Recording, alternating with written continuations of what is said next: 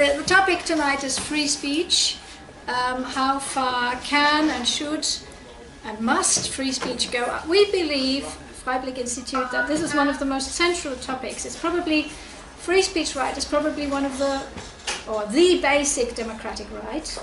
And yet, we don't want to talk only about limitations of free speech in other countries. It's always very easy to talk about limitations of free speech in, let's say, China or Turkey. We'd like to also talk about free speech in Europe. The reason why we're doing this debate in English is because it is international. It is part of an international network which is called the Time to Talk Network, of which our association, Freiblick Institute, is a member.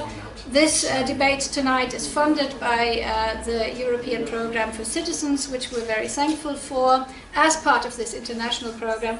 My name is, by the way, Sabine Beppler-Spahl. I'm the chairperson of Freiblick Institute. Right, and I think we'll have an exciting, interesting debate. Free speech allowed, everybody can say what he or she thinks tonight. So, I'll pass the microphone on to Kolja Tsidatis, who is a psychologist, and he also contributes to the magazine Novo Argumente. So, Kolja, here you go. Okay. I quite like the definition of the US Supreme Court, which said the country which maybe has the strongest tradition of freedom of speech in the world, the US Supreme Court has said there must be a clear and present danger, clear and present, that these acts will actually be carried out. Then there would be the malicious defamation of individuals, so to say that public figure so-and-so is a pedophile, or illegal obscenities such as child pornography. These are, I think, not arguments against free speech, because in each of these cases the speech is not merely speech, it's connected to an action which any reasonable person would think should be illegal anyway. So I think there's a difference between merely speech and speech connected to actions, which, for example, would be the difference between expressing a general dislike of Albanian people or saying, let us meet tomorrow at 7 p.m. at this and this house where Romanians are known to live, and let's burn it down. Okay? So that said, excluding these cases, which I do not think are free expression, I think any statement or any human communicative or cultural output concerning literally any issue, be it personal, political, social, religious, or whatever, in any format, be it song lyrics, film, video games, should be free in the most literal sense of the word, as in completely unrestricted. And fourth, last but not least, I'm going to make a bit of a slippery slope argument. I know you're not meant to do that, but I'll do it anyway. I think, however well-intentioned restrictions on, say, hate speech can be, once you put into practice a machinery for censorship, it can be used for all kinds of purposes. And I think, sadly, often that will be to just simply repress information that the powers that be simply don't like to hear. I'll pass the word on to Agota Reves. She is postdoctoral researcher at the Free University. She's also from Hungary. She's traveled through, she has lived and traveled in so many countries. She's lived in China. She speaks a tremendous amount of languages, including Chinese. So we're very pleased to have Agota here tonight. So freedom of speech is not unquestionable, I think. It's exactly this quality of being able and having to be renegotiated all the time. That makes it so important. I think in a healthily working society, its members constantly recreate the domain, the room of freedom of speech. I also think, talking about the internet, that freedom of speech should not be anonymous. It's not a good thing, because freedom of speech is not an individual thing. It's not an individual achievement. It's not means for self-fulfillment. It should be a community issue. And it should represent communities and community issues. And if it has names, if it has communities behind it, if it goes through a kind of community check, it makes it a lot more relevant. So I think freedom of speech is not about the freedom to say whatever you want. And the fourth point I'm making is that especially talking about communication with China or on China, I find that freedom of speech is very often kind of product that has a political market value. We are creating a political asset out of it. And very often it's more about talking home. It's addressing the people, your own people, referring to something. You become a freedom fighter for people who might not need it, but the message is actually intended to reach your own voters. And that's just a cheat. It's just not right. I'm Jewish and I live in Germany. One of the things that I was astonished to find was a very different attitude to freedom of speech here than there is in England, although I think we have a general problem in the West with more restriction on freedom of speech.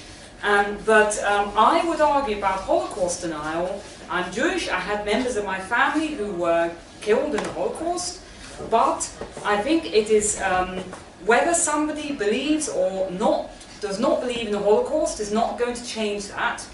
And the fact that Holocaust denial has this forbidden button on it makes it even more what happens all the time. I get into discussions a lot, mainly on the internet with people from all shades of the political spectrum. And the thing that the people to the to the right might ask about this is, well, why then, if you're so sure, of all your facts, why do you forbid Holocaust now? Why do you? Right. Okay. My name is Adam. I'm from the States. I'm also Jewish, and I agree with basically what you said about Holocaust denial. I think it's shooting yourself in the foot. I would also say that I feel I've wrestled with these issues for 50 years because I've been a member of the ACLU in the United States for 50 years. At age 21, I found myself elected a member of the board of directors of Washington State ACLU because I was chairman of the student chapter. And this was in 1966 or something like that. My basic instinct is about free speech is that it is one of the most fundamental characters of free societies, and that we should do everything possible to protect it, but that there are limits when speech, as I say, becomes something more, actual incitement to violence, though that opens up all sorts of difficult questions. I would really love to agree with you, but then I still look around the room and I think, okay, there's like 15 of us here. I think if this was happening at the O2 World, and there were 30,000 people there, and they were all really interested in this topic and really interested in getting informed and not being moved by, for me it's often a debate between stories and facts, and that you can really move people very easily with stories, but no one's interested in facts. Yeah, and I think that, I would love if there were more people who were interested in this topic and we were having debates on a large scale, but until we are, I don't know if maybe I'm also a little bit still in Brexit mourning, and so I've lost kind of maybe slightly faith in the common person, and that they act always after becoming fully abreast and aware of the facts before they make a decision, as opposed to just going with the lowest common denominator, as you said, Dr. Well, I'm from India, and uniquely India has taken up some Western cultures, which is the democracy and secularism and all of these. But we are still struggling with these. Well, democracy, no, but there are some other stuffs. Like we still have laws against LGBT, we still have laws where anyone speaks against the government, you can technically go to jail. So we still have quite large restrictions on freedom of speech. So in this discussion, what I gather is that one is ideally, rationally, freedom of speech is a good thing and it should be enforced, is what I see the consensus. But then there is the opposition coming from saying that the society is not yet mature for it. Society is cannot handle freedom of speech, and we as a society are not rational enough to take the idea of freedom of speech but not get incited, not get emotional and lead to action, but just grab the idea of what is being said. So practical aspect would be, how do we increase the rationality of the society, and so that freedom of speech can be more widespread. I mean, and also to find an example from football, because that is now the topic of the time, right? When this person, I think Markus Söder from the Bavarian government, said that Özil shouldn't shoot penalties anymore, he also got a shit storm, I think. And I thought he's absolutely right. Özil shouldn't shoot penalties anymore. I'm not a racist saying that, right? So, but this is all. You know, at first everybody was "Je suis Charlie," yeah, and then very quickly it started changing, and people were then saying, well, maybe these guys are a little bit responsible, you know, for having published these atrocious cartoons, and they were being very, very provocative, and I think that's where this kind of, you know, action and free speech comes in, because, you know, it sort of struck me how so very quickly these people were murdered, you know, for doing things. You might say you don't like the kind of cartoons they did. That would be your good right. But since when is it okay to start killing people for things you don't like? I mean, that is atrocious. And in the middle of Europe, which calls itself liberal and free, and yet at the same time, rather than saying it's absolutely atrocious, absolutely out of the question, people then started saying, yeah, but these guys were being provocative. And I thought that was a bit shocking, and that's when I thought, no, we must do something about this topic, yeah. Maybe everyone can try and think a bit about sort of history of humanity, how far we've come via Galileo, Darwin, thinkers of the Enlightenment, the suffragettes, the American Civil Rights Movement, and think about how many times, to what extent society has changed its opinion on so many things, and to reflect on the importance of free debate and cultural freedom. And I think that can include things like video games, like song lyrics, like stand-up comedy. That all goes under freedom of speech, of course.